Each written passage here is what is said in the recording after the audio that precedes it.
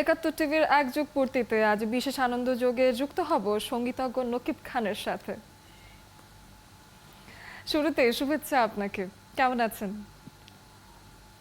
আলহামদুলিল্লাহ, খুব ভালো আছি। ঈদ মোবারক সবাইকে।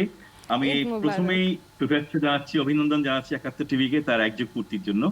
তো আমি দেখছিলাম খুব সুন্দর একটা প্রতিবেদন আপনারা প্রকাশ করছিলেন। সো খুব ভালো লাগছিল দেখে, এবং খুব টাইমলি এটা আপনারা বলছেন যে আজকে আবার ওয়ার্ল্ড মিউজিক ডে। সেই জন্য এটা খুব আমি বলবো খুবই কন্টেম্পোরারি একটা ব্যাপার আজকে দাঁড়িয়েছে এটা। অনেক ধন্যবাদ। বর্তমানে মিউজিক ইন্ডাস্ট্রির অবস্থা একটু চলে আসি শুরুর কথাতে। মিউজিক ইন্ডাস্ট্রির এখনকার অবস্থা নিয়ে আপনার অভিমত জানতে চাই, এবং এই অবস্থাটা আপনি কিভাবে দেখেন? হ্যাঁ, আপনার ঠিকই বলেছেন। প্রতিবেদনে বলা হয়েছিল আসলে যে আগের যে একটা একটা ক্যাসেট বের হতো বা একটা সিডি বের হতো, এখন তো সেই যুগ নেই। এখন টেকনোলজি অনেক পরিবর্তন হয়েছে, এখন ডিজিটাল মাধ্যমে আসছে, এবং এটাই আমাদের অ্যাকসেপ্ট করতে নিতে হবে, বিকজ এটাকে আমাদের গ্রহণ করতে হবে। এখন এর মধ্যে থেকে যেটা আপনারা আলাপ করছিলেন একটু আগে, দেখছিলাম আমি যে ইন্টেলেকচুয়াল প্রপার্টি রাইটস, এই ইন্টেলেকচুয়াল প্রপার্টি রাইটস যদি প্রপারলি আমরা বাংলাদেশে কিছুদিন আগে কপিরাইট আইনটা পাশ হয়েছে সংসদে, এবং আশা করি, এবং বিএলসিপিএস এ কাজ করছে এখানে, এবং সেই মনিটাইজেশন থেকে শুরু করে সবকিছু আমার মনে হয় ঠিক মতো রয়্যালটি যদি পেতে পারে থিয়েটার্সরা, তাহলে বাংলাদেশের সঙ্গীতাঙ্গনে আবার হয়তো সুদিন ফিরবে। এবং সবচেয়ে বড় কথা হচ্ছে টেকনোলজিকে আমাদের গ্রহণ করতেই হবে, এটা কোনো কোনো এখানে কোনো দ্বিমত নেই। বাট এটাকে কিভাবে আমাদের মিউজিশিয়ানদের পক্ষে কিভাবে নেওয়া যায় এবং সেখান থেকে সুবিধা কিভাবে নেওয়া যায়, সেটাই নিয়ে আমাদের কাজ করতে হবে। আইনটা একটা বড় কথা নয়, আইন তো আছেই, প্লাস আইনটাকে ইমপ্লিমেন্ট করার দায়িত্ব কিন্তু সবার। এবং বিএলসিপিএস যে কাজটা করছে, আমি মনে হয় এটা খুব সাধুবাদ জানাই, যে অলরেডি অনেক দূর তারা এগিয়ে গেছে। এবং আইপিআর নিয়ে কাজ করছে, কপিরাইট রেজিস্ট্রার উনিও নিজেও খুব কাজ করছেন। আমার মনে হয় এক সময় এই জিনিসগুলো যদি ঠিক হয়ে যায়, তাহলে হয়তো আবার সেই মানুষ উৎসাহিত হবে গান করার জন্য এবং সঙ্গীত প্রচার করার জন্য। হ্যাঁ, ধন্যবাদ। আমি আরেকটা বিষয় নিয়ে আপনার কাছে একটু আসতে চাই। শিল্পীদের সম্মানী নিয়ে একটা অসন্তোষ দেখা যায়, এবং সেই বিষয়টা একটু জানতে চাই যে শিল্পীদের সম্মানী যথাযথ হচ্ছে না, এবং সেই বিষয় নিয়ে শিল্পীরাও অসন্তুষ্ট থাকার কারণে তারাও দেখা যায় আগের মতো কাজ করছে না। আপনার কি মনে হয়? এটা একদম ঠিক বলেছেন। আসলে এখানে আমাদের খুবই খুবই দুঃখের ব্যাপার হচ্ছে, আসলে শুধু সম্মান নয়, সম্মানিটাও খুব ইম্পর্টেন্ট এখানে। আমাদের দেশে আসলে দুটাই সমস্যা, সম্মান এবং সম্মানী দুটাই সমস্যা।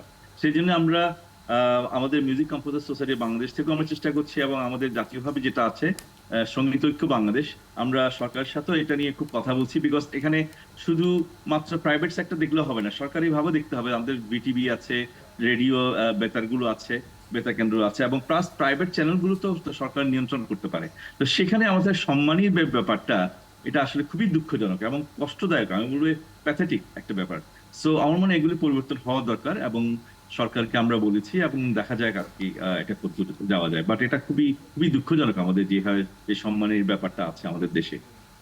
গণমাধ্যমের দায়িত্বটা নিয়ে আপনি বলে দিলেন, এবং আরেকটা বিষয় নিয়ে আপনার সাথে একটু, যেহেতু আপনাকে পেয়েছি, প্রশ্নটা করেই ফেলি। দেখা যায় ইদানিং পুরনো গানগুলোকে নতুনভাবে শোনার একটা ট্রেন্ড শুরু হয়েছে। কোক স্টুডিও কিছু পুরনো গান নিয়ে কাজ করছে, অনেক শিল্পীরাও সেই কাজগুলো করছেন, এবং দেখা যায় সঙ্গীতে এখন অনেক মডার্ন মিউজিক ইন্ট্রোডিউস হয়েছে। তো সেই বিষয়টা আপনার কাছে কেমন? না, সেটা কিন্তু যুগ যুগ ধরে হয়ে আসছে, এবং সব দেশে হয় যে রিমেক করা বা রিঅ্যারেঞ্জ করা হতে পারে। বাট এটাকে আমি বারবার বলছি যে এটা যেন মূল মৌলিক যে গানটা আছে, মূল যে গানটা আছে, তাকে যেন ছাপিয়ে না যায়, তার আবেদনটা যেন নষ্ট না হয়, সেটা আমাদের খেয়াল রাখতে হবে। বাট এটা হতে পারে, পাশাপাশি মৌলিক গানের কিন্তু দরকার। মৌলিক গান ছাড়া আসলে মিউজিকের অ্যাডভান্সমেন্টটা হবে না। আমি যতই রিমেক করি বা রিঅ্যারেঞ্জ করি, বাট আমাদের যে নতুন গান, একটা নতুন ধারা সৃষ্টি করা, নতুন গানের গান তৈরি করা, যেটা আন্তর্জাতিকতার সাথে আমরা যুক্ত হতে পারি, সেটা কিন্তু মৌলিক গান। কাজে মৌলিক গান আমরা না করলে হবে না। আমরা যতই রিমেক করি না কেন, মৌলিক গান আমাদের যেতেই হবে পাশাপাশি। তাহলে গানগুলো যে নতুনভাবে প্রচলন হচ্ছে, এবং গানগুলো আবার আমাদের এই প্রজন্মের সাথে তাল মিলিয়ে নতুন করে মিউজিক যুক্ত করে কাজ হচ্ছে, সেই বিষয়টা আপনি ভালোভাবেই দেখছেন? আমি দেখছি ভালোভাবে, যদি এটাকে মূল গান যে মানে অরিজিনাল যে গানটা ছিল, তার তার এটা যে আবেদন যেন নষ্ট না হয়, সেটা ঠিক আছে। কিন্তু আমার যেটা মনে হয়, অনেক ক্ষেত্রে এটা কিন্তু আমরা পারছি না আসলে, সেই আবেদনটা ধরে রাখতে পারছে না, সেখানেই সমস্যাটা আমার।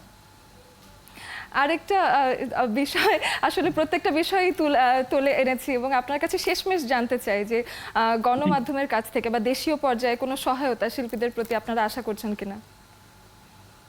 অবশ্যই আশা করছি। সহায়তা মানে কি, আমরা চাই না যে কোনো ডোনেশন দিক বা কোনো সেটা সেই ধরনের সহায়তা না। আমরা চাই সম্মান এবং সম্মানই। এই জিনিসটা প্রত্যেকটা গণমাধ্যম বলেন, আমাদের প্রাইভেট চ্যানেলগুলো বলেন, রেডিও বলেন, এফএম স্টুডিও চ্যানেলগুলো বলেন, সবার থেকে আমরা চাই। কারণ এটা প্রথম কথা হচ্ছে, ব্যবসা করবে সবাই, ব্যবসা করুক, সেটা অসুবিধা নেই, বাট প্রকৃত অর্থে শিল্পীদের কিন্তু সম্মান এবং সম্মান এটা দিতে হবে।